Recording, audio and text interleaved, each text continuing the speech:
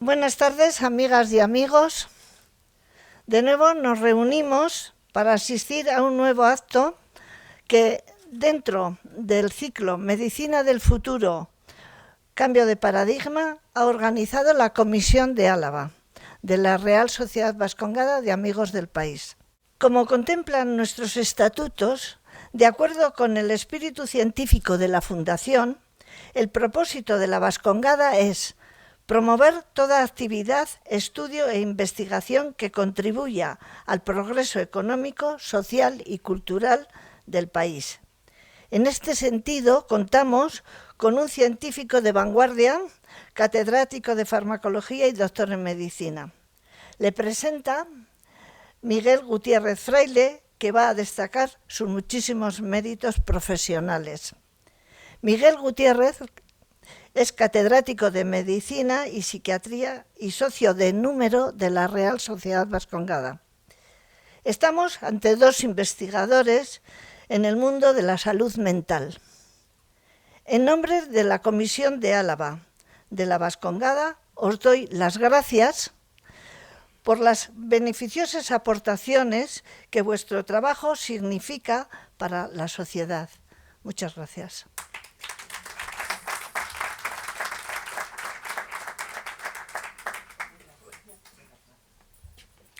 Bueno, muchas gracias, Amparo. Buenas tardes a todos, buenas noches y bienvenidos y muchas gracias por venir.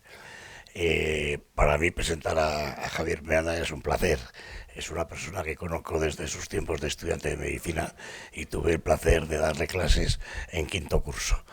Para que veáis lo que es la vida, es que ahora presento alumnos que son catedráticos y muchísimo más que sus profesores. Tenía preparados unos folios, pero se han perdido. Entonces os diría, pero bueno, como yo la vida de Javier me la sé bien, os la voy a contar. Javier estudió medicina toda la carrera en Vitoria, es de las promociones que se formó como médico en Vitoria porque es vitoriano. Y toda su familia es alavesa también.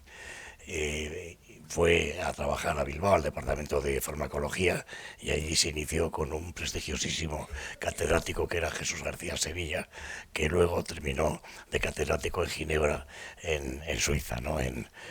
Diríamos que en la red de hospitales más prestigiosos de Ginebra. Javier también, dentro de su formación técnica, pues tiene estancias en muchos países, entre ellos ha estado en el Karolinska, en Estocolmo, en Suecia, que es una de las instituciones médicas más importantes del mundo, en ese sentido, ¿no? De manera que su experiencia y su trabajo de formación ha contribuido a tener una base muy sólida como investigador. Y naturalmente, tras una formación tan sólida, pues dio sus frutos muy tempranamente. Un dato curioso que a mí me encanta es que Javier sacó la cátedra de farmacología por oposición nacional, no por designación curricular, que es como se hace ahora, por oposiciones, compitiendo con otros candidatos en el año 2001. Ni más ni menos, es decir, hace 23 años. Y como anécdota les diré que es el mismo año que la saqué yo. Es decir, es decir, que se saltó una generación prácticamente, ¿no? Eso habla de su iniciativa, de su pundonor y también de la calidad de su currículum. Actualmente Javier es un promotor de investigación y es un líder de investigación. Yo, permitirme la opinión, creo que es, si no el mejor currículum de la Facultad de Medicina del País Vasco, pues le andará muy cerca, ¿no? Él lidera toda la investigación en psicofarmacología de la UPV desde hace muchos años, dirige varias plataformas de investigación, ha ocupado puestos directivos en la red en la red de investigación biomédica de España, dependiente del Carlos III de Madrid, desde hace ya años, en fin. Y ha encabezado pues, prácticamente todas las iniciativas que en este sentido se han puesto en marcha en el País Vasco. Actualmente tiene un papel importante también en el BioAraba, perdón, eso es un lapsus, en el BioVizcaya, porque trabaja en Bilbao, que es el Instituto de Investigación que Osakidetza tiene en combinación con la universidad en Vizcaya, ¿no? Hay 3 institutos de investigación en este sentido, el BioGipuzkoa, el BioVizcaya y el BioAraba. Y Javier pues tiene un papel importante no solo en la creación, sino también en la dirección de esas actividades. El currículum de Javier en torno a publicaciones es impresionante. Son todo más de 200 publicaciones en las revistas internacionales de mayor impacto y además él es uno de los ideólogos y promotor del Banco de Cerebros. Banco de Cerebros, como él ha dicho hoy en la prensa, cuando se empezó a hablar de ello parecía una anécdota. Todo el mundo se acordaba de las películas de miedo con cerebros flotando en frascos de alcohol y tal, que eso no tiene nada que ver con la conservación de cerebros. Los bancos de cerebros exigen una metodología científica muy importante, se exigen medios, exigen conocimientos, y eso ha hecho que en estos momentos el Banco de Cerebros de la Universidad País Vasco pues sea uno de los más considerados de España y además tiene una proyección internacional. Ellos mandan y reciben muestras de otros bancos de cerebro a nivel internacional y eso pues contribuye mucho a la investigación, concretamente a la investigación de salud mental, que es a lo que se ha dedicado Javier prácticamente toda su vida como investigador. Ellos tienen muestras de pacientes que se obtienen a través de las autopsias y de las donaciones, naturalmente, de enfermos psiquiátricos diagnosticados científicamente como esquizofrenias, depresiones, trastornos bipolares, etcétera, y también tienen cerebros controles para poder realmente comparar sus resultados y ir avanzando poco a poco en el mejor conocimiento de las bases biológicas de las enfermedades mentales. De manera que él hace unas aportaciones a la objetividad y al conocimiento de las enfermedades mentales, pues de una manera, a mi modo de ver, extraordinaria, de muchísima calidad. Intercambian, como he dicho antes, con otros bancos de cerebro, con otros países, sus conocimientos, y eso hace que el crecimiento vaya siendo realmente muy notable, ¿no? Estamos ante un gran investigador. Para mí, que venga a Vitoria, que es su casa, siempre lo ha sido, a darnos una charla, a ponernos un poco en la realidad del estado actual de nuestros conocimientos en relación a la enfermedad mental, pues yo sinceramente creo que es un privilegio y a mí me ha hecho una ilusión extraordinaria y por eso le propuse a Amparo que Javier viniera. Cuando acabe la charla le voy a proponer también que se haga socio de nuestra sección de la Vascongada Amigos del País, porque necesitamos cerebros. Y nada más, muchas gracias y le doy la palabra a Javier. Bien, muchas gracias. Bueno, pues nada, en primer lugar, agradecer a la sección de Álava de la Real Sociedad Vascongada Amigos del País la invitación y por supuesto pues a Miguel, que es el que ha hecho de portavoz para esta invitación. Agradecerle también esta amable presentación, ¿no?, de alguien que efectivamente fue mi profesor, y seguramente si yo me he dedicado a la investigación y en el ámbito de la salud mental, él tendrá bastante culpa de esto, ¿no? Probablemente él ha dejado huella en bastantes personas de los que hemos sido sus alumnos, e intentamos en ese sentido seguir manteniendo contacto con él y mientras ha habido actividad profesional pues hemos seguido manteniendo colaboraciones. Bien, en esta charla efectivamente yo lo que quería era presentarles pues un poquito de esta idea que bueno, pues tiene su morbo, ¿no? Cuando se menciona este tipo de cosas de los bancos de cerebros, y siempre hay un cierto morbo. Miguel comentaba, de hecho, ¿no? Es decir, enseguida se nos va la imaginación a algunas películas. Esto pasa bastante en psiquiatría. Hay alguna serie de películas concretas que han ido marcando cuál es la imagen que tiene la población general sobre la psiquiatría, y eso muchas veces no coincide con la realidad. Pero bueno, pues es lo que hay, ¿no? Seguramente ustedes saben que el ascribir al cerebro, al sistema nervioso, como el foco o el sustrato de las enfermedades mentales es algo relativamente reciente, ¿no? Históricamente es bastante creciente. Durante mucho tiempo pues las enfermedades mentales han sido posesión demónica, brujería, algo que aparentemente tenía poco que ver con la salud y la enfermedad, ¿no? Y aunque es cierto que históricamente pues hay algunos grabados donde aparecen aparentes intervenciones, pues es cierto que también otras cosas son más de carácter satírico, ¿no? Este cuadro, que es bastante conocido, del Bosco, ¿no? De la extracción de la piedra de la locura, pues obviamente es una sátira a cierto tipo de prácticas y a la forma de entender la enfermedad mental, ¿no? Estamos ahí en esa época. Sin duda, las primeras aproximaciones al hecho de que, o a entender que había que en el cerebro era donde podían estar las bases de esas posibles alteraciones comportamentales complejas que puedan suponer las enfermedades mentales, pues probablemente los primeros pasos son de la época 1758, siglo XVIII, siglo XIX.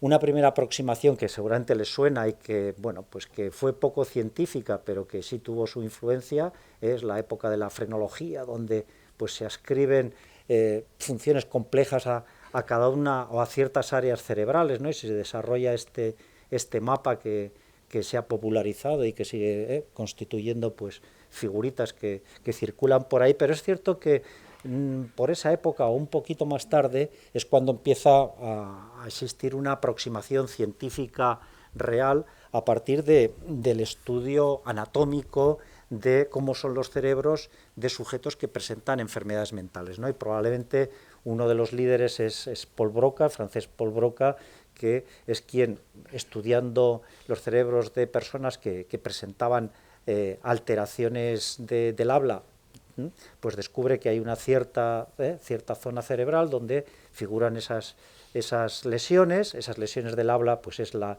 denominada afasia, o en este caso, bueno, pues la afasia motora, o una de las versiones de la afasia, y él describe lo que se sigue todavía llamando hoy como área de Broca. Es decir, es probablemente de las primeras ocasiones en las que se entiende que hay una base mental y descrita anatómicamente para lo que pueda ser la enfermedad mental.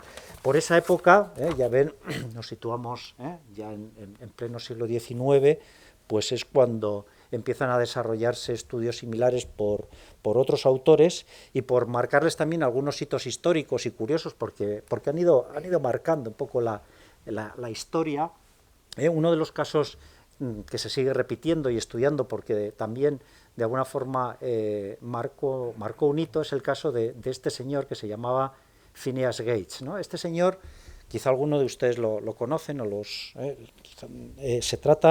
es un trabajador de los ferrocarriles norteamericanos que sufre un accidente laboral en el cual pues una barra de hierro, y esto se conserva, esta es una figura real que se conserva en la Universidad de Harvard, y una reproducción hecha de cómo fue la lesión, pues sufre una lesión en la que ya veo una barra lesiona su corteza frontal, y bueno, después de este accidente este señor prácticamente se levanta, se sacude el polvo y tan tranquilamente así se va a su casa, ¿no?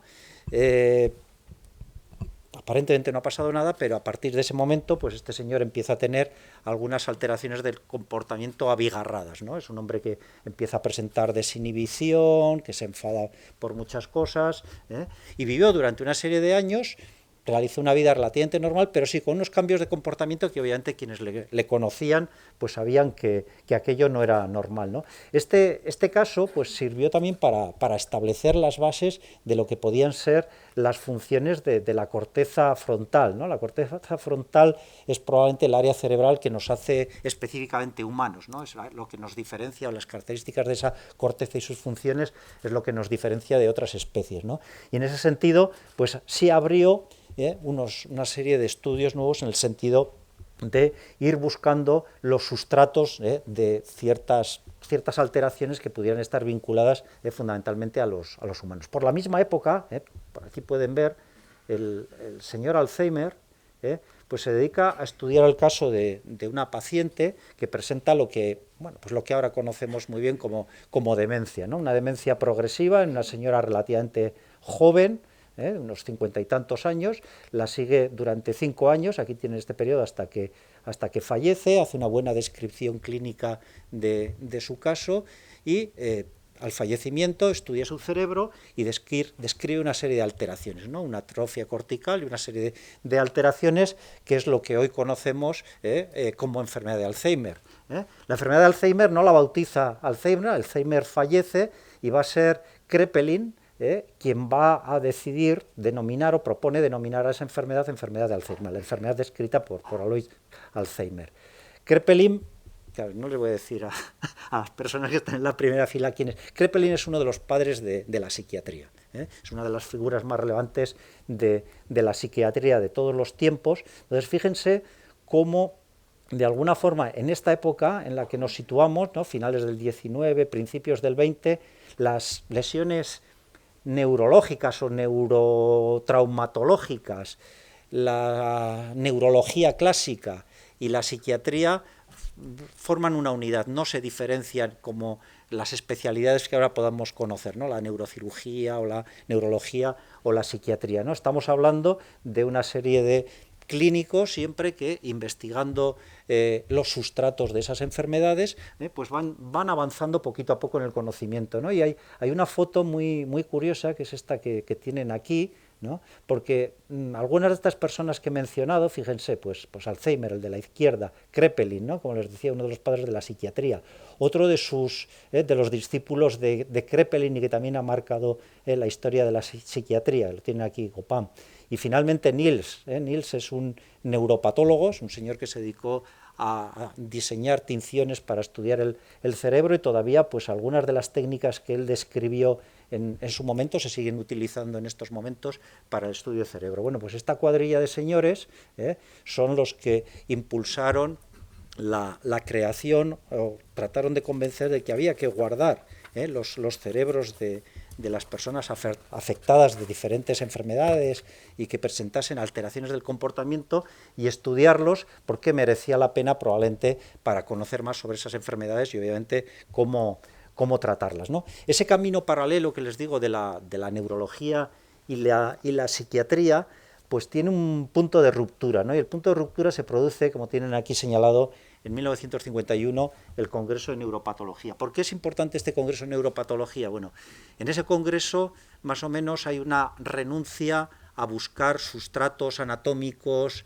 lesiones en el ámbito de lo que conocemos hoy como enfermedades mentales, ¿no?, en las depresiones, los trastornos esquizofrénicos, psicóticos, el trastorno bipolar. Es decir, este tipo de trastornos, de alguna forma, después de haber hecho muchos intentos en la búsqueda de posibles alteraciones morfológicas groseras en aquel tiempo y con las técnicas que se disponía, pues a la vista de que no había hallazgos, pues pasan a ese cajón de enfermedades funcionales, enfermedades en las que no va a haber un sustrato anatómico claro, y entonces pues hay una renuncia, ¿no? Y en paralelo pues se abre otra línea, que es lo que hoy conocemos como neurología, ¿no?, con sus patologías características, sus descripciones anatómicas cada vez más exactas, morfológicas, y donde obviamente pues la neuropatología ha jugado un papel importante, ¿no? Ese divorcio producido en esa época persiste en estos momentos, pero es cierto que se han ido realizando aproximaciones, ¿no? En el momento en el que en el momento en el que la enfermedad de Alzheimer empieza a ser estudiada, la enfermedad de Alzheimer de alguna forma quedó ahí en terreno, no se sabe muy bien si de la neurología, la psiquiatría, era un poco de todos y de nadie, ¿no? Había habido una descripción anatómica grosera, pero bueno, lo que hoy entendemos como las alteraciones y esos sustratos neuroquímicos de la enfermedad de Alzheimer todavía no se conocían, ¿no? Y es en el año 68 cuando se empiezan a describir, y se ve que, bueno, que si uno explora y tiene tecnología o empieza a tener tecnología para obtener información fina, pues es muy posible que se va a encontrar hallazgos, ¿no? También en esa época ocurre algo muy importante, y es llega la tomografía axial computerizada en el año 1976, y en los 80 es cuando se desarrolla la resonancia magnética nuclear, su aplicación en neuroimagen, ¿eh? Pues ahí les pongo que este hallazgo fue premio Nobel no hace tanto tiempo. Bien, la gran ventaja, ¿no?, el empujón que pegan las técnicas de neuroimagen es fundamental, porque por primera vez existe la posibilidad de estudiar los cerebros de las diferentes enfermedades in vivo de una manera no invasiva, es decir, es un sujeto, estudiar su cerebro y estudiando pues con este tipo de equipamientos que seguramente los conocen y algunos han pasado por ellos por uno u otro motivo, pues se vuelve a resucitar la idea de que quizá en las enfermedades mentales vamos a encontrar algún tipo de sustrato, ¿no?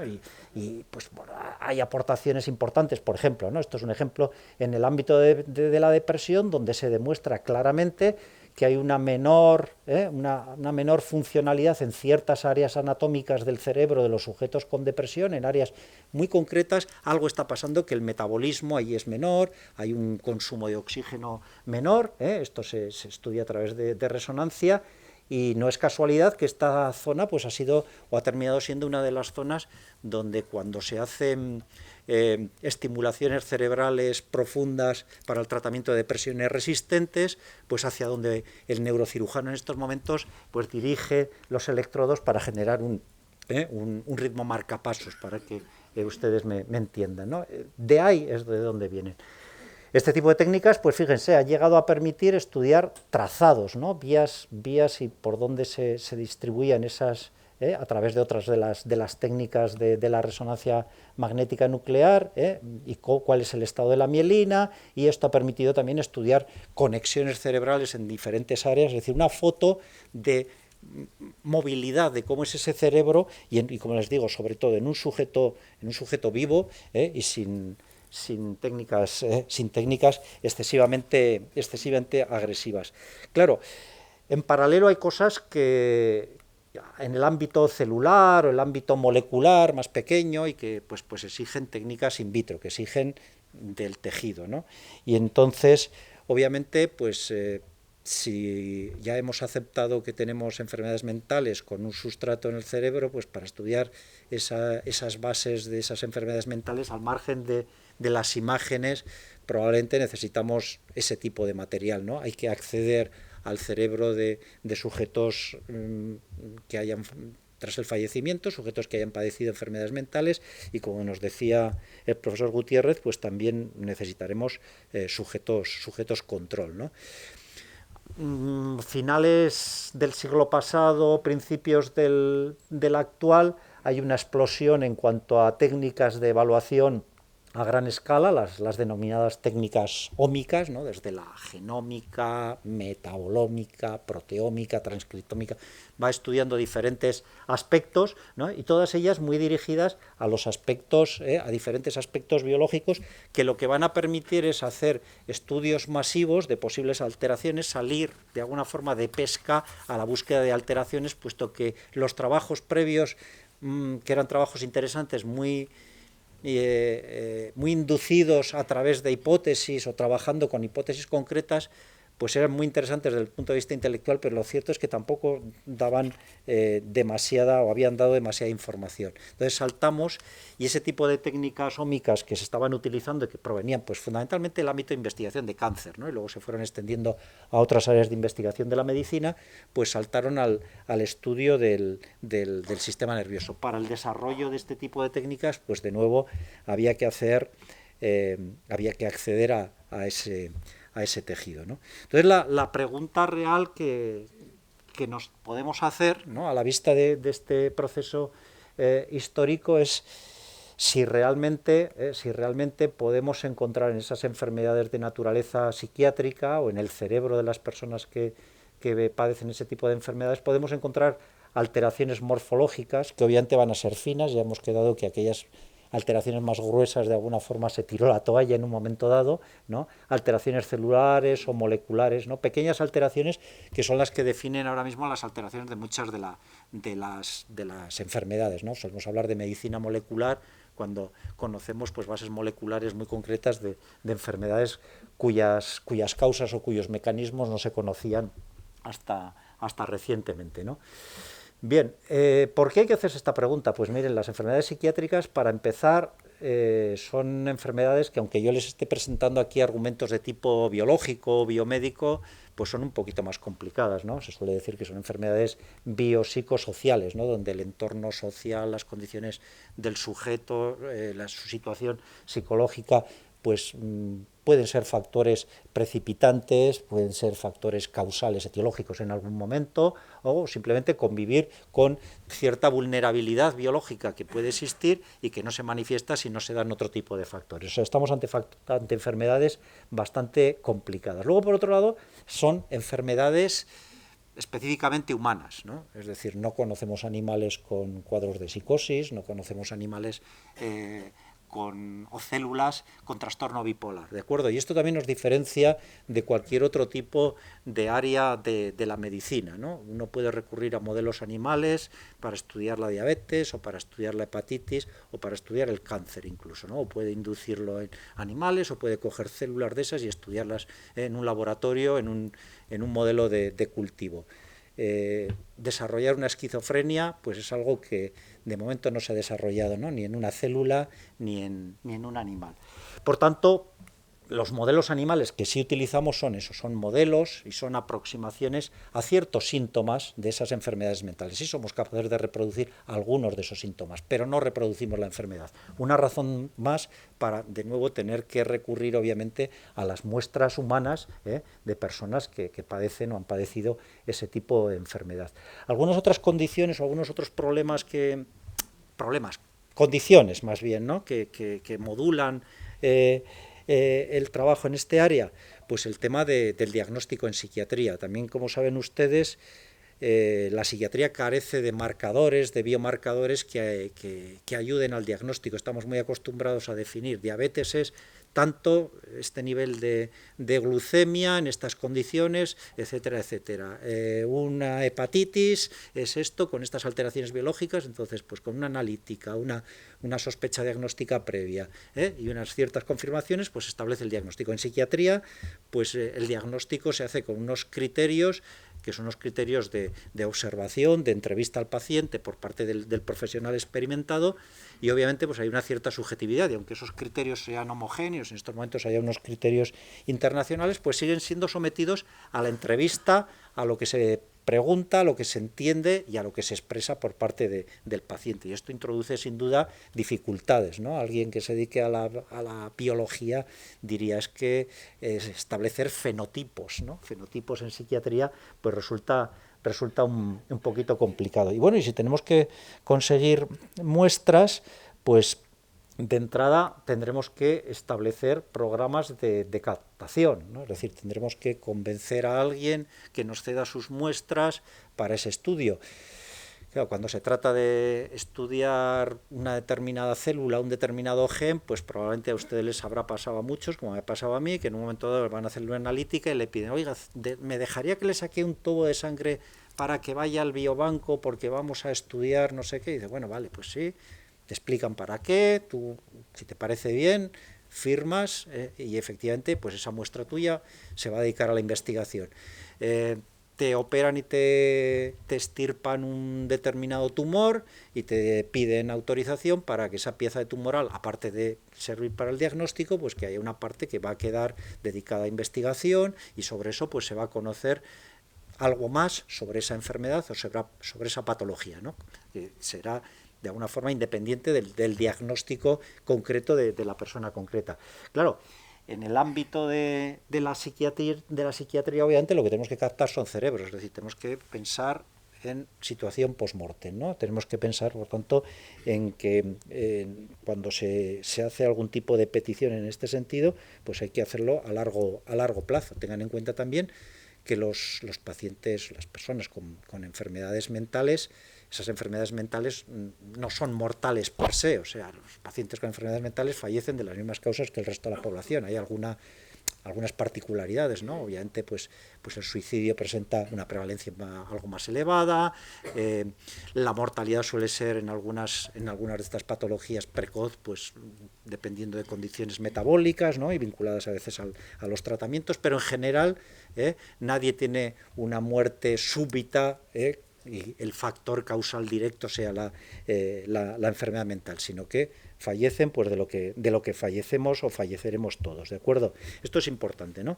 Entonces, para poder poner en marcha estos problemas de captación y facilitar este tipo de estudios, pues en un momento dado se desarrolla la idea de que hay que guardar repositorios, ¿no? Repositorios de muestras. Y bueno, históricamente muchos investigadores, ¿no? y muchos clínicos pues han guardado muestras de sus pacientes más allá de los diagnósticos porque sabían que eso pues ayudaba a seguir estudiando la enfermedad, en su caso, incluso pues a otros grupos o intercambiar, ¿no? Las colecciones individuales siempre han existido, era una cosa pues poco regulada, pero que formaba parte de la actividad investigadora. Obviamente llega un momento en el que con la explosión de conocimiento, con la necesidad, bueno, la explosión también de las actividades investigadoras y por tanto la necesidad de esas muestras, pues hay que pensar en que hay que generar algún tipo de estructuras pues más serias donde eso se guarda, ¿no? Y empieza a surgir estos conceptos de que a estos repositorios pues se les llama biobancos biológicos, ¿no? Biobancos de las muestras más diversas y en nuestro caso pues biobancos de cerebros o colecciones en algunos casos pues porque la ley va a distinguir un poquito si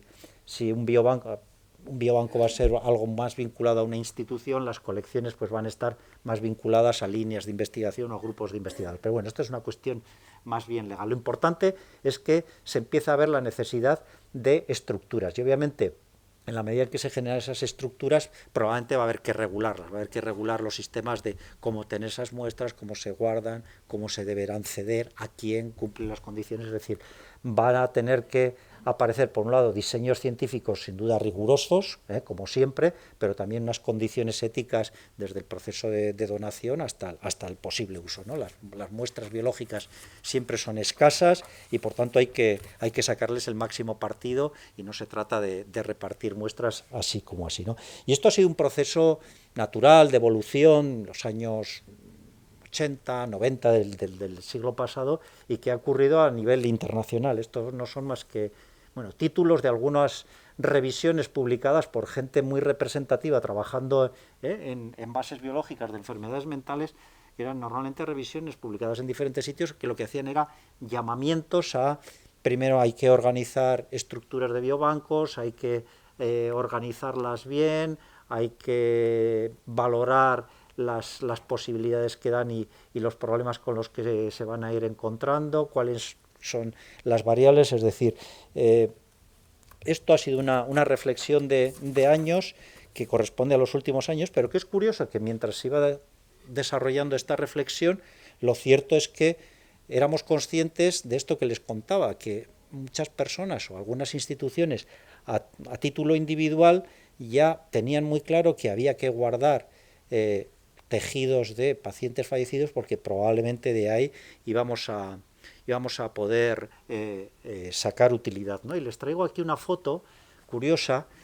El profesor Gutiérrez les ha mencionado Ginebra y el Hospital Belidé de Ginebra, ¿no? El Hospital Belidé de Ginebra, la clínica psiquiátrica de Belidé de Ginebra, es un hospital que tiene aproximadamente 100 años, que tuvo una fase de desarrollo, ha sido uno de los hospitales de los hitos de la psiquiatría y probablemente su mejor periodo histórico pues fue entre el año 59 y 76, que fue dirigido pues por una persona que fue el profesor Ajuriaguerra, era un vasco, psiquiatra, que dio un impulso a la asistencia psiquiátrica, organizó la asistencia psiquiátrica del Cantón de Ginebra y sobre todo se convirtió en una referencia internacional y convirtió ese hospital que él había montado, organizado de una manera moderna para aquellos tiempos, lo convirtió en un centro de referencia. Bueno, pues ese hospital desde el principio o desde periodo muy precoz se preocupó de guardar los cerebros de aquellos pacientes que fallecían en sus instalaciones. Esta foto es una foto original, no es muy buena porque la hice yo. Entonces, para que vean, aquí tienen los años, ¿no? Estos son, pues el año 44, el año 51, el año 26, en aquel hospital ya estaban guardando muestras, probablemente en un sistema que hoy no nos sería muy útil, ¿no? También se lo decía el profesor Gutiérrez. En aquel momento se guardaba, se estudiaba y se guardaba pues por si acaso, ¿no? Para el futuro, y es cierto que el sistema ha sido un sistema pues basado en fijación, en líquidos de fijación que han conservado bien los tejidos, pero que para el tipo de estudios que hacemos en estos momentos tampoco es es muy, muy útil, pero no está mal que se haga. Esto para que vean que bueno, pues los científicos más relevantes desde muy temprano intuían que esto había que hacerlo, y los que hemos llegado a similares conclusiones posteriormente, pues bueno, no tenemos más mérito que haber seguido esto y haber introducido variantes técnicas. Uno de los hitos fundamentales en nuestro ámbito es la aprobación de la Ley de Investigación Biomédica. La Ley de Investigación Biomédica, que se publica en el año 2007 en España, marca las pautas para el uso, entre otras muchas cosas, ¿no? Pues marca las pautas para el uso de muestras biológicas procedentes de pacientes, para su uso en investigación, para usos de todo tipo de muestras, por supuesto, y desarrolla un apartado específico para la obtención de muestras provenientes de sujetos fallecidos, como es el caso de los bancos de cerebros. Esta ley es un poco la que ha marcado la regulación actual de esos repositorios de cerebros, ¿no? Que conocemos pues como biobancos o como colecciones, ¿no? Y es un poco la que rige los mecanismos actuales. En ese contexto, pues la Universidad del País Vasco, ya antes, ¿no? Antes de la aprobación de la ley, pero y un poco con esa idea, como les comentaba también el profesor Gutiérrez, un poco de aproximación de, bueno, hay que guardar esto, hay que empezar a trabajar con estas muestras, hay que poner en marcha programas de captación, no hay una legislación clara, siempre haciendo consultas, los jueces, los juristas, informes jurídicos, todo el día así, ¿no? Pero bueno, pusimos en marcha en el año 85, Jesús García Sevilla pone en marcha un primer sistema de obtención de muestras que empieza, es un mecanismo para un grupo de investigación de tamaño pequeñito que está interesado en estos temas, pero esto es como una bola de nieve, ¿no? Cada vez pues van llegando más muestras, esto empieza a conocerse, aparecen más posibilidades de donantes, las instituciones les interesa, y de repente, sin darnos cuenta, pues la Universidad del País Vasco se había convertido en un centro que tenía el principal repositorio de cerebros provenientes de enfermedades psiquiátricas de todo el mundo. Directamente en aquella época había 2 o 3 y nosotros teníamos mayor volumen, mejor información. Nuestro sistema sanitario es un sistema público donde el 98-99% de los pacientes estaban recogidos y por tanto podíamos hacer una trazabilidad de buscar un diagnóstico que hubiera sido realizado por un psiquiatra y en vida, ¿no? Frente a esto, vamos a denominarlos competidores, ¿no? En ciencia norteamericanos, pues practicaban algo que se conoce como la autopsia psicológica. La autopsia psicológica, ustedes saben que bueno, pues el sistema de salud norteamericano hace que no hay un registro más o menos centralizado de todos los pacientes. Entonces, buscar la historia clínica de alguien que ha aparecido en un instituto de medicina legal, en un ámbito forense, que ha fallecido por suicidio, vaya usted a buscar quién vio a ese paciente, quién le diagnosticó. Entonces la aproximación suele ser entrevista a la familia, entrevista a conocidos, y a partir de ahí construir un diagnóstico psiquiátrico. Por eso lo llaman autopsia psicológica, pero obviamente eso no es un diagnóstico psiquiátrico ortodoxo, ¿de acuerdo?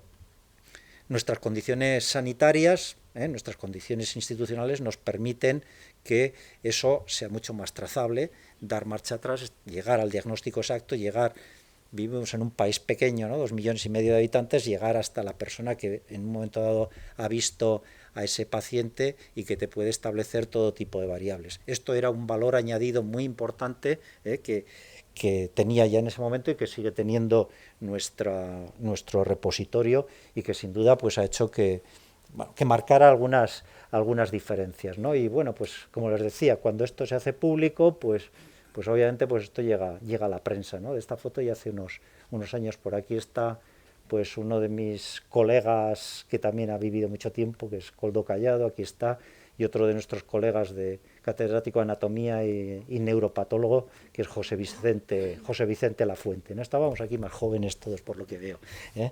Bien, bueno, todo este tipo de cosas, como les digo, ya ven que detrás de esto hay hay un interés morboso, ¿no? Y bueno, los periodistas lo detectaban y sabían que con esto se podían rellenar titulares, y siempre hay la típica época en la que te toca pues recibir periodistas y hay que tratarlos amablemente, pues al final es una publicidad gratuita para esta instalación, para abrir la posibilidad de captación de donantes y obviamente pues para encontrar más apoyo institucional. Y claro, pues cuando hablamos de morbo, pues volvemos a hablar de películas. Todo el mundo cuando están hablando de cerebros se suele acordar de esta imagen. Claro, tampoco es muy diferente a lo que veíamos en Ginebra, ¿verdad? O sea que igual, ¿no? Todo el mundo se acuerda de esta película, pero obviamente la conservación de cerebros, ya nos lo decían en la presentación también, pues tiene poco que ver con esto, ¿no? En la actualidad la conservación de cerebros pues pasa obviamente pues por una mesa de autopsias en un ambiente pues absolutamente de control sanitario realizado por profesionales, y esas muestras pues suelen terminar normalmente en enormes congeladores, arcones congeladores a 80 grados bajo cero y en fracciones pequeñas. No tiene sentido tampoco conservar un cerebro íntegro si luego resulta que para cualquier tecnología te basta con medio gramo o con unos miligramos, ¿no? Si vas a tener, es decir, la preparación desde el primer momento, desde el momento que se extrae,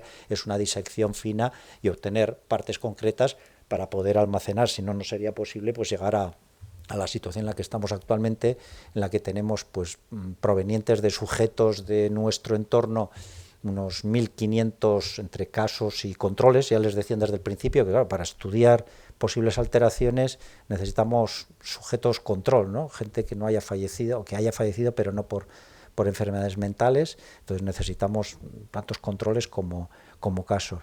Tenemos muestras ahora de unos 1.500 sujetos en general provenientes de nuestro entorno, y como decía hoy la prensa, y esto era la primera vez que salía, pues hemos tenido la fortuna de que a través de colaboradores, y esto que nos comentaban también, los investigadores que se mueven por el mundo, que pasan unos años en un sitio y luego vuelven, pues nos han entrado muestras provenientes de una cohorte de pacientes, en este caso con demencia, que han ido falleciendo en Estados Unidos, en Chicago y el área de ese entorno. Esas muestras están muy estudiadas, se habían repartido por varios laboratorios por diversos lugares del mundo, y uno de los lugares a los que llegó fue a Canadá, ¿no?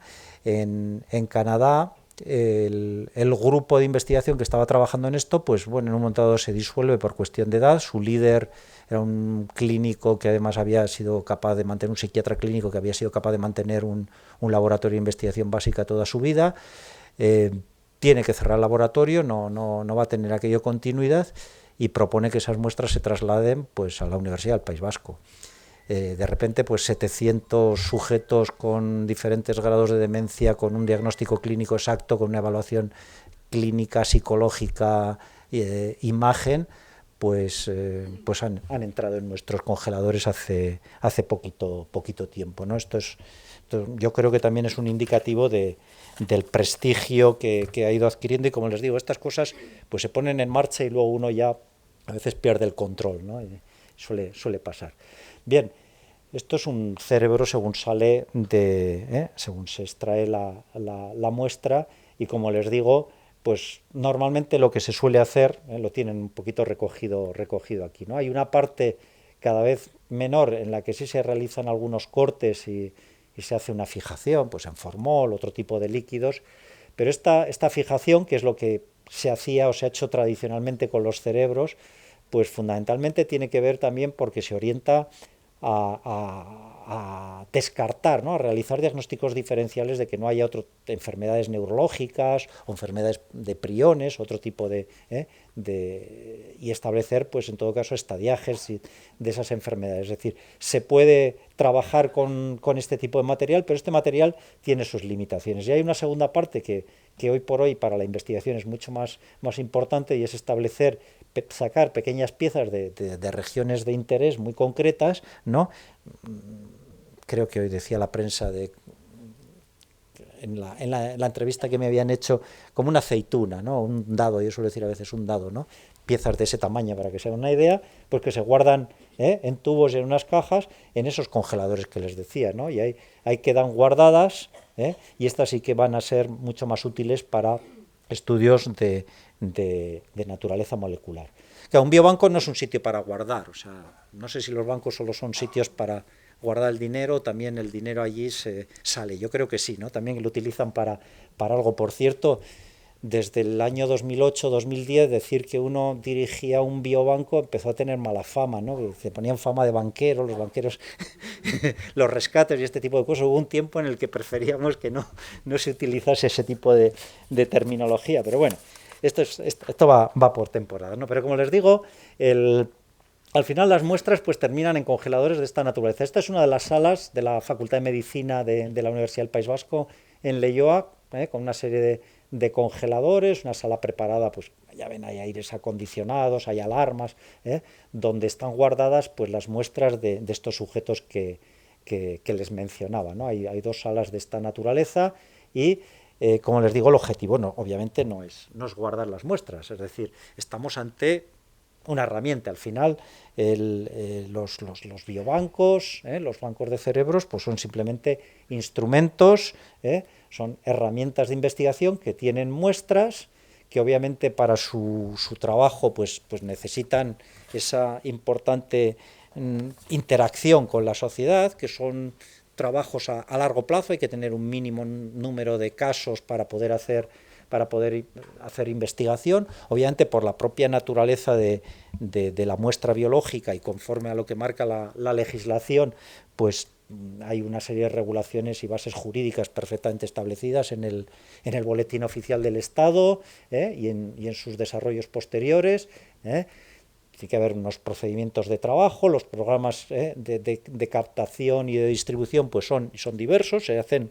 También es un poquito variable en función del tipo de enfermedades. Puede ser desde captación en vida hasta el abordaje en el Instituto Vasco de Medicina Legal, donde llegan pues fallecimientos súbitos o, como les comentaba, ¿no? Casos de suicidio. Pues en ocasiones lo que se hace es la petición de donación de muestras pues en aquel momento, ¿no?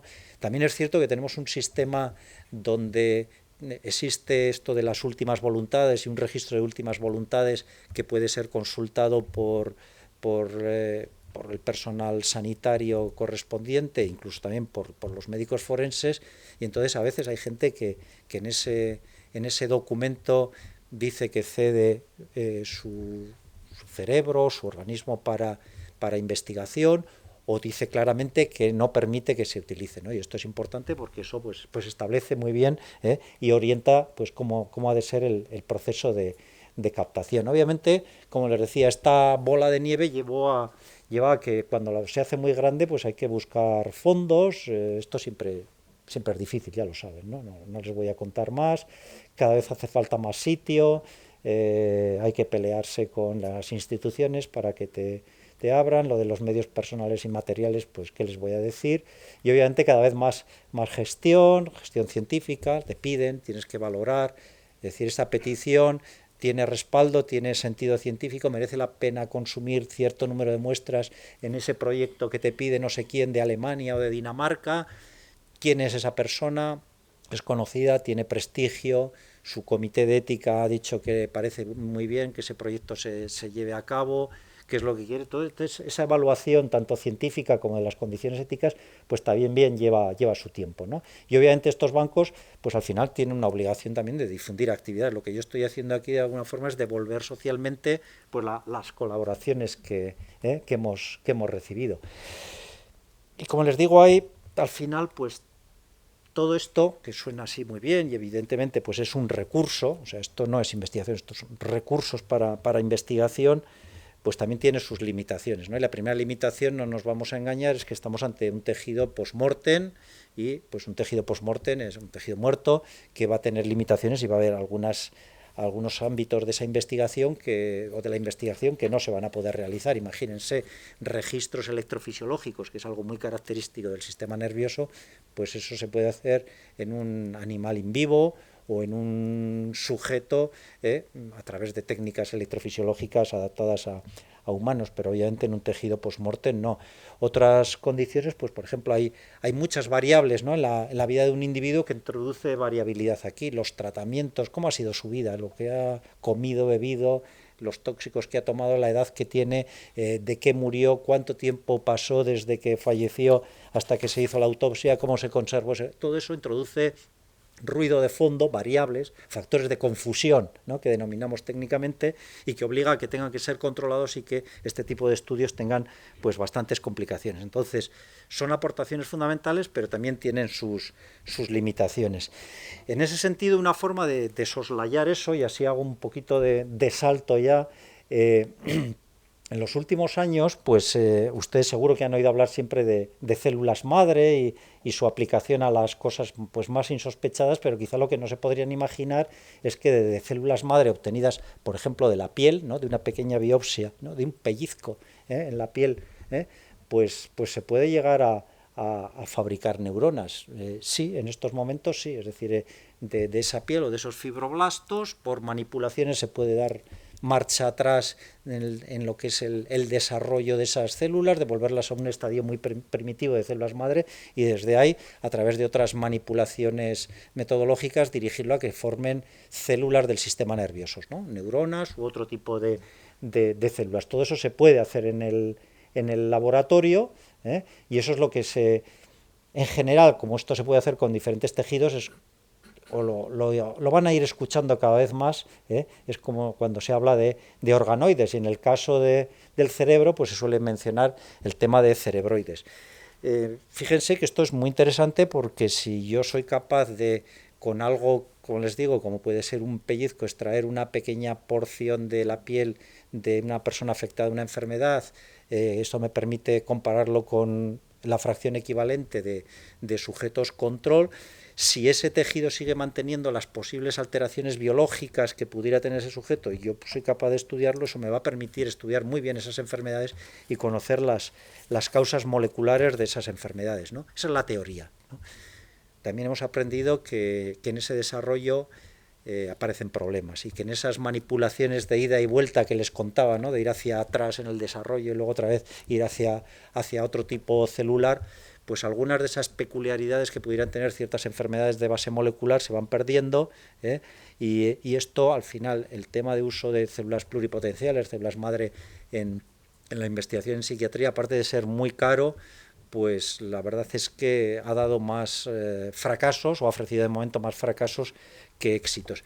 Así que se buscó una vía alternativa, ¿no? Y es una vía alternativa en la que también nos hemos embarcado nosotros en los últimos años, prácticamente del 2019 hacia aquí, ¿no?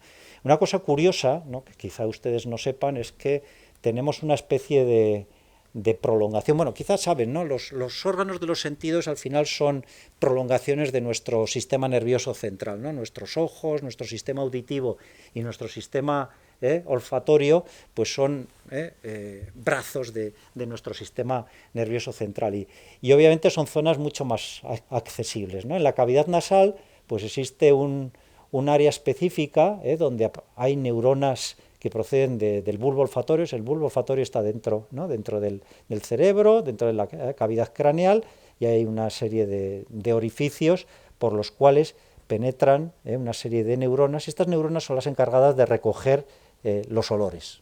Nuestra capacidad de distinguir los olores a través de receptores específicos, hay centenares de receptores diferentes que son los que permiten distinguir una gran variedad de olores, ¿no? Esto lo tenemos bastante desarrollado, como saben, hay animales que lo tienen todavía mucho más desarrollado, pero lo importante es que existen estas neuronas. Claro, estas neuronas que están aquí, se demostró no hace muchos años que incluso en humanos eran capaces de replicarse, se perdían y se volvían a replicar, ¿no? Esto, fíjense, estamos aquí, esto es una ampliación de cómo son esas neuronas olfatorias, ¿no? Esas neuronas que recogen en la cavidad nasal los olores y que transmiten esa información al bulbo olfatorio para que se interpreten esos olores, como les digo, son capaces de reproducirse. Hay células pluripotenciales, células madre, capaces de fabricar esas neuronas en el epitelio olfatorio, ¿no? Conviviendo pues, con otras células que son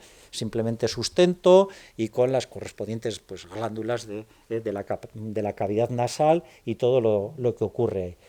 ¿Qué tiene esto de importante? Bueno, pues que si somos capaces de acceder, y si somos y lo somos, a ese epitelio olfatorio, pues probablemente podemos sacar inicialmente una muestra un poco de todo, incluyendo mucosidades, contaminantes en esa nariz, etcétera, etcétera, pero después del correspondiente tratamiento, si somos capaces de aislar esas células madre que existen ahí y tener una célula del sistema nervioso central de alguien, de una persona que está viva y extraído por un sistema que bueno, pues ahora nos resulta familiar, ¿no? Tenemos aquí a Rocío, que es una colaboradora nuestra, pues extrayendo muestras a una voluntaria, también, como ven, profesional asistencial, y esto que cuando en el año 2019 pues solicitábamos autorización y tratábamos de explicarlo, a veces era un poquito complicado, pero la pandemia nos hizo el favor, o las PCRs famosas por las que hemos ido pasando todos, nos hizo el favor en el sentido de que ahora es muy fácil explicar. Mire usted, le voy a hacer lo mismo que le hacía en una PCR, es decir, le voy a meter un palito, le voy a raspar ahí un poquito la nariz y lo voy a sacar. Y a partir de ahí, de lo que sale en ese palito y el tratamiento de lo que sale ahí, pues vamos a ser capaces de aislar esas células madre que van a generar o pueden generar neuronas, y además por manipulaciones también podemos derivarlas hacia diferentes tipos celulares de neuronas o otras células del sistema nervioso, como pueden ser las células de la glía. Eso, fíjense, que permite que de repente yo tenga en el laboratorio células, neuronas procedentes de sujetos que están por ahí, que siguen vivos, de los que conozco perfectamente su diagnóstico, de los que voy a tener su evolución y a los que les voy a poder sacar muestras las veces que quiera o que se deje, ¿de acuerdo? Y entonces al final salen cosas tan bonitas como esto, ¿no? Esto es una neurona cultivada, y estas que ven aquí a la derecha, pues también me son muy familiares porque son mías. Estas son neuronas cultivadas y que provienen de mi epitelio olfativo, que fue de los primeros, ¿no? Eso azul son los núcleos y lo otro son neuronas. Para los que son más afines, familiares, amigos, saben que esta es la imagen que tengo yo en las redes sociales, ¿no? Hay gente que se pone su foto, bueno, pues yo he puesto la mía, que es esta, ¿no? Entonces, bueno, por tanto, estamos en esta fase. Esto ha sido un salto cualitativo importante. Las protagonistas de esto, sin duda, son pues la investigadora senior es Leire Urigüen, esta persona que tienen aquí, es una mujer brillante. Creo que el profesor Gutiérrez la conoce porque es una persona además con tradición familiar médica y en el ámbito de la investigación y de la clínica en el sistema nervioso, y bueno, pues Leire sigue la saga familiar, ¿no? Con Leire pues colabora una persona que es Paula, que la tienen aquí también, y ellas dos son las grandes protagonistas de haber llevado esto desde las fases más iniciales hasta el momento actual, ¿no? Donde, bueno, pues después de una caracterización, ahora esto se está haciendo en colaboración con colegas psiquiatras del Hospital Universitario de Cruces, pues en estos momentos estamos haciendo estudios importantes en donde se comparan esas neuronas de sujetos con esquizofrenia, primeros episodios psicóticos, y sujetos control. Se evalúan, fíjense que a estas neuronas sí que les podemos hacer lo que queramos, no se van a quejar, y pues ya hemos ido describiendo cambios importantes en cuanto a la morfología en relación a la esquizofrenia o a alteraciones en la transmisión sináptica, pero que bueno, que no vienen en este momento al caso. El otro paso que en estos momentos se está dando con este epitelio olfatorio, esto puede sonar a ciencia ficción, pero también se está haciendo, es este epitelio olfatorio o las células aisladas de ese epitelio olfatorio, implantarlas en ciertas áreas del cerebro de animales de experimentación, pues normalmente ratones, de tal forma que ya hay estudios preliminares que demuestran que estos animales, después de la implantación, cuando las células proceden de pacientes con determinadas patologías psiquiátricas cambian sus comportamientos y son comportamientos muy específicos, ¿no? Y que son diferentes a cuando se implantan células provenientes de sujetos control, es decir, nos estamos aproximando a modelos animales con mucha validez en cuanto a la representatividad que tienen de esas enfermedades mentales. Y esto es muy importante porque esto no es solamente la curiosidad de voy a fabricar un animal con una enfermedad mental porque le he hecho una especie de trasplante cerebral de células provenientes de humanos, sino que esto va a permitir, sobre todo, el evaluar nuevos posibles medicamentos, ¿no? Este tipo de estudios, como trato de recogerles aquí, pues fíjense, es decir, aparte de ese uso in vitro, ¿no? Que ya no es aquello de los problemas del post-mortem, etcétera, etcétera, empezamos a tener modelos vivos de pequeños cerebros, esas células se agrupan, forman órganos, aquello que les llamaban organoides, empezamos a tener cerebroides, cerebros muy primitivos, pero de sujetos, de humanos, con diferentes características.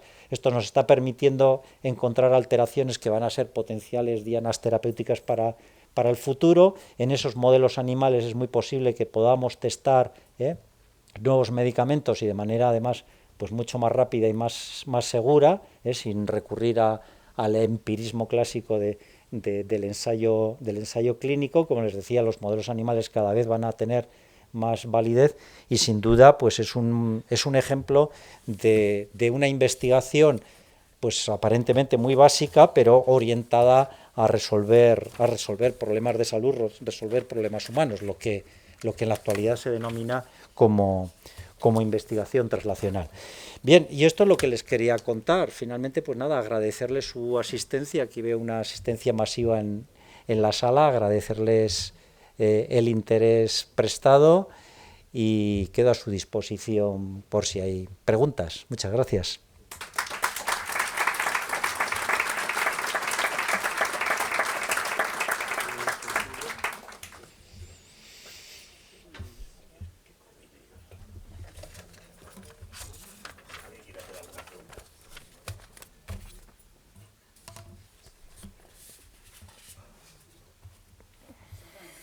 ¿Cómo se puede donar un cerebro?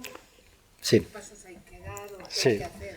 Bueno, sí, era una pregunta esperable. Efectivamente, miren, en estos momentos en el País Vasco el biobanco vasco, que depende del sistema sanitario, tiene un área dedicada a cerebros y basta con ir a la página de Osakidecha y puede dirigir ahí, hasta hay un teléfono donde se puede consultar.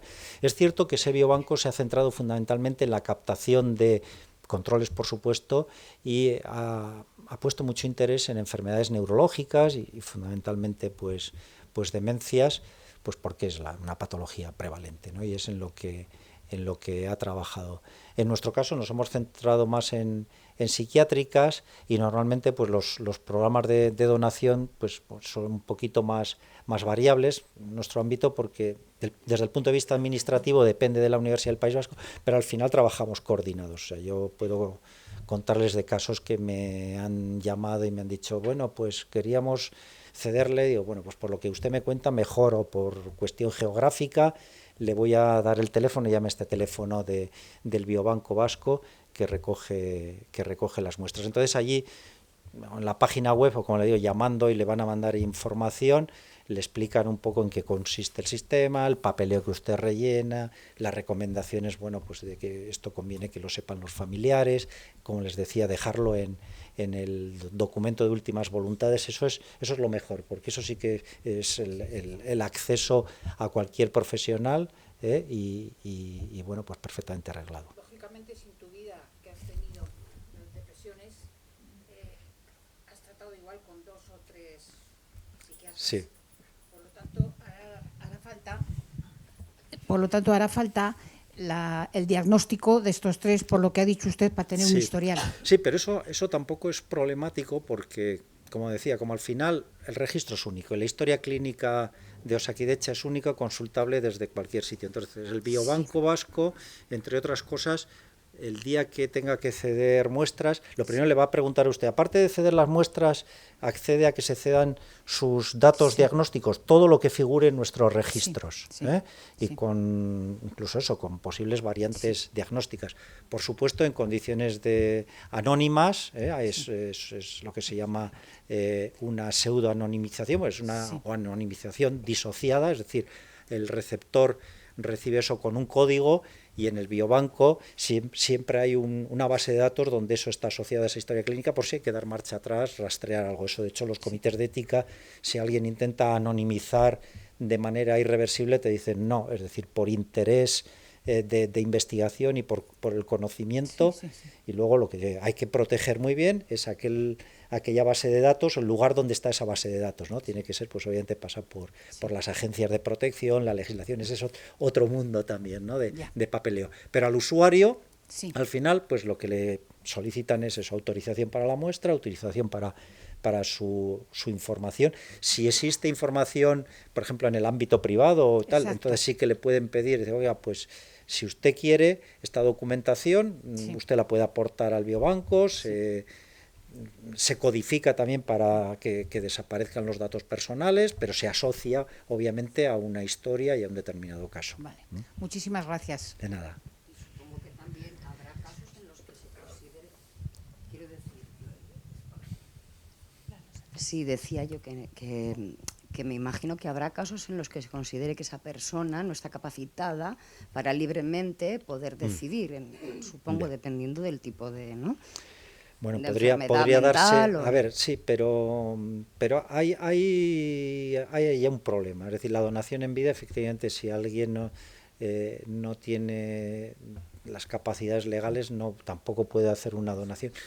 Y su entorno probablemente tampoco. O sea, es esa situación en la que probablemente esa muestra no se podría ceder, porque lo que poco a poco van marcando, siempre ha habido casos problemáticos y que han llegado a debates, y hay algunos juristas especialistas en derecho constitucional que discutiendo sobre esto se lo pasan muy bien, ¿no? Pero yo el mensaje que yo al final he captado como usuario ha sido la decisión final sobre qué hacen con mi cuerpo y con mis muestras no la puede tomar mi familia. Es decir, el dinero, las deudas se heredan,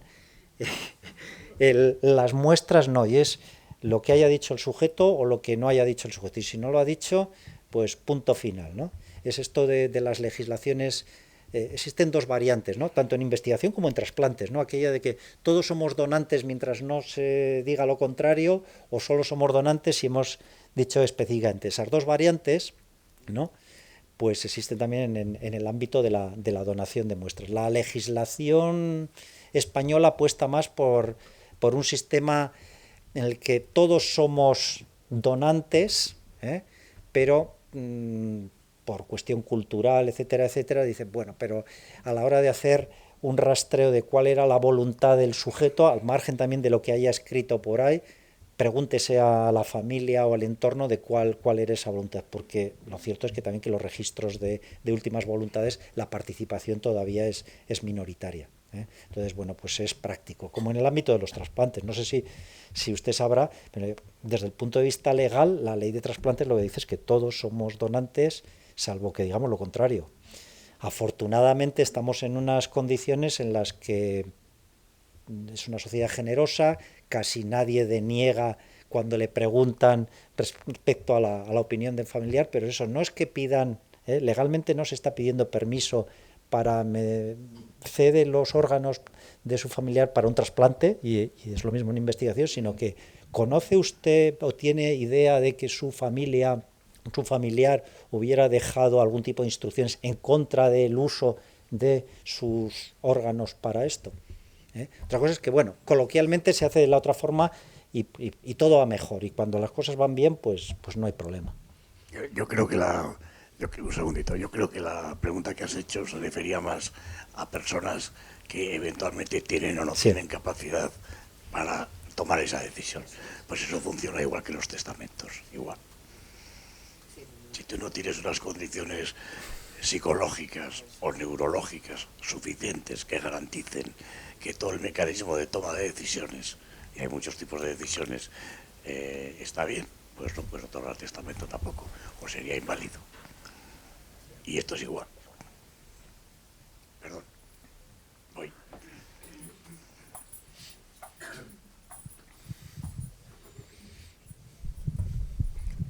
Hola. Se me ocurre una pregunta ante la cantidad de muestras que veo que tienen los bancos de muestras. Mi pregunta es si hay un límite en la captación de muestras o siempre va a ser necesario más muestras o ya hay, digamos, una semejanza en muestras que diga, de estas ya tenemos bastantes. No, porque las muestras no se guardan. O sea, si un biobanco de cualquier tipo de muestras solo se dedicase a guardar y esas muestras no se utilizasen, no estaría haciendo su trabajo. O sea, no se trata de un repositorio a guardar, sino un sitio para almacenar, ordenar temporalmente y luego se ceden. Entonces, lo mismo que hay entradas, hay salidas, ¿no? Entonces, probablemente esa cifra que yo daba es el equilibrio entre lo que entra y lo que sale en un momento dado, ¿eh? Esto es muy variable, claro, depende. Cuando se tratan de muestras en el ámbito genético, pues se pueden guardar muestras de millones de personas, ¿no? En el Reino Unido ahora mismo hay un biobanco con información genética de millones de ciudadanos del Reino Unido y bueno, está aportando una información a la ciencia brutal, ¿no? Tampoco necesitan mucho sitio para eso y seguro que hay muchos británicos que todavía no han cedido sus muestras y entra y sale y ceden a nivel internacional. Entonces esto es una dinámica viva. O sea, no, como decía al principio, no tendría ningún sentido guardar por guardar, eso no tiene sentido, o sea, no sirve para nada. ¿Alguna pregunta? Pues nada, muchísimas gracias, un placer y hasta la próxima.